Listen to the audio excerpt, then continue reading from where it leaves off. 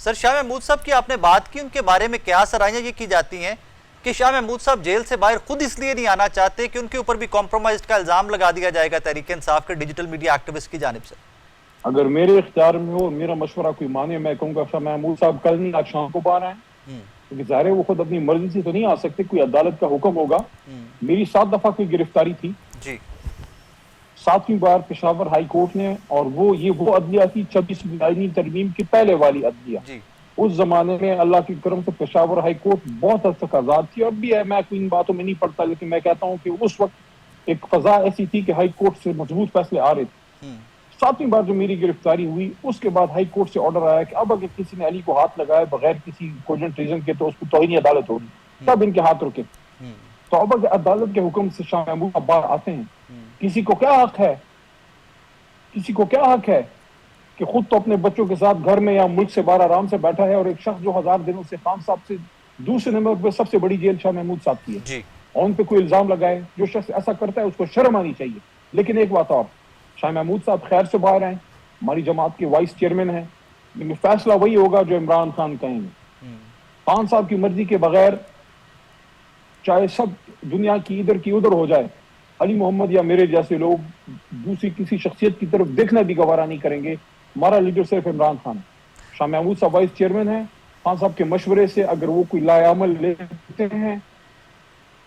شاہ محمود صاحب کو 100% نہیں 200% سپورٹ کریں گے انشاءاللہ۔ علی محمد خان صاحب، جس طرح کی آپ متوازن گفتگو کرتے ہیں، آپ لوگ کیوں نہیں راستہ، I'm sure کہ آپ کے ہم خیال لوگ پاکستان تحریک انصاف میں اور بھی بہت سارے ہوں گے، آپ لوگ کیوں یہ اٹیمپٹ نہیں لے رہے کوئی مڈل راستہ نکالنے کا، کوئی ایسا راستہ کہ جہاں سے سب کے لیے ون ون سچویشن ہو؟ میرے پاس تو ایسا کوئی مینڈیٹ نہیں ہے، اگر ہوتا مینڈیٹ دعویٰ نہیں کرنا چاہیے۔ اللہ کے کرم سے میں کہتا ہوں 1.5 سال پہلے خان صاحب باہر ہوتے، تھوڑا سا آپ کو بولڈلی آگے جانا ہوتا ہے، اپنے لیڈر سے بھی بولڈلی آپ نے انگیج کرنا ہے، اور باقی لوگوں سے بھی، طاقتوروں سے بھی، ان سے بھی یہ بات کرنی ہے کہ ہم سب بھائی ہیں یار، کوئی ذاتی دشمنی نہیں ہو جاتی ہے، مس انڈرسٹینڈنگ ہو جاتی، ماضی میں بھی ہوئی ہے، بڑے لوگوں کی ہوئی ہے۔ آئیں اس پاکستان کو آگے لے کے چلیں۔ عمران خان اس ملک کا سرمایہ ہے، تا قیامت زندہ نہیں رہے گا، 75 سال کی عمر ہے، بڑا آدمی ہے، قوم اس کے پیچھے ہے، اس سے کام لو یار، آپ کا احساسہ ہے، اس کو ضائع مت کرو یار۔ تو اگر میں سمجھتا ہوں کوئی نیک نیتی سے بولڈلی کوئی شخص آگے جائے جس کے پاس مینڈیٹ ہو، جس کو عمران خان نے مینڈیٹ دیا ہو، میں سمجھتا ہوں کہ ہفتہ بھی لمبا ٹائم ہے، 3 دنوں میں اللہ کوئی نتیجہ دے دے گا، لیکن اس کے لیے پھر آپ نے تھوڑا دل بڑا کرنا، یہ نہیں ہے کہ بس چادر اٹھا کے یا مطلب ہے کہ کوٹ ٹائی پہن کے تو ہم گھر نکل جائیں اور پھر ہفتے بعد پھر کوئی بات ہو۔ یار اگر وزیر اعظم نے آپ کو آفر کر دی، اس کو آپ ادھر ادھر ہونے نہ دو۔ میں نے تو پارٹی میں مشورہ دیا ہے،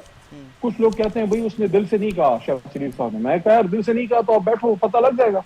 تو اس کو تو اب آپ ادھر ادھر ہونے نہ دیں، کہیں بھائی کدھر بیٹھنا ہے، آؤ بیٹھتے ہیں، کدھر بیٹھنا ہے، آؤ بیٹھتے ہیں۔ سر پرائم منسٹر صاحب نے تو 18 اور 24 کے الیکشن کی بھی کمیشن بنانے یا اس طرح کا جا کے الیکشن کھولنے کی بھی بات کی ہے، ڈو یو سیکنڈ دیٹ؟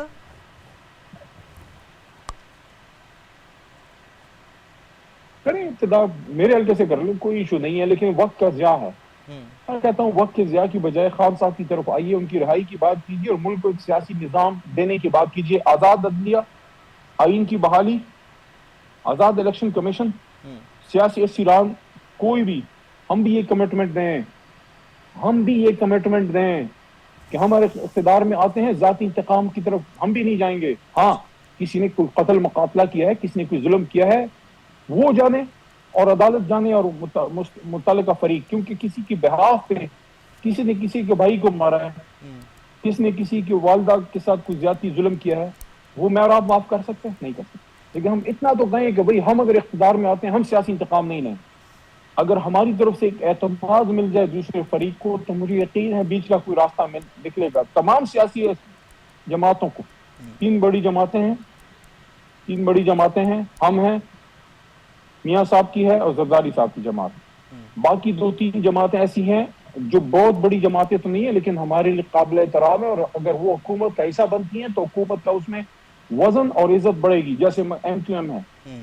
جیسے مولانا صاحب کی جماعت ہے، جماعت اسلامی ہے، یا عوامی نیشنل پارٹی ہے، یہ عزت والے لوگ ہیں، ان کو ساتھ بٹھائیں، جو بھی بٹھائے گا میں کہتا ہوں اس کی عزت کم نہیں ہوگی، بڑھے گی۔ تو یہ سب مل کے پھر ایک فیصلہ، جی اس پلیز۔ ملک میں سیاستدان نے بھی رہنا ہے، اس ملک میں ایک آزاد عدلیہ بھی چاہیے، اور اس ملک میں فوج نے بھی ہونا ہے, فوج کے بغیر بھی ملک نہیں چل سکتا. تو اس کے لیے رولز آف دا گیم بنانے ہیں بیٹھ کے once and for all. Sir میں very last question to you, بہت سارے ہمارے انالسٹ, بہت سارے ہمارے صحافی, بہت سارے ہمارے سیاستدان آف دا ریکارڈ یہ گفتگو کرتے ہیں کہ یار بینڈ آف دا ڈے کوئی نہ کوئی معاملہ جہاں پر بھی طے پانا ہے 9th میں کی معافی مانگیں گے, فوج سے معافی مانگیں گے, تحریک انصاف والے تو آگے چلیں گے. So do you think so کہ تحریک انصاف کو اس پہ بھی بات کر لینی چاہیے؟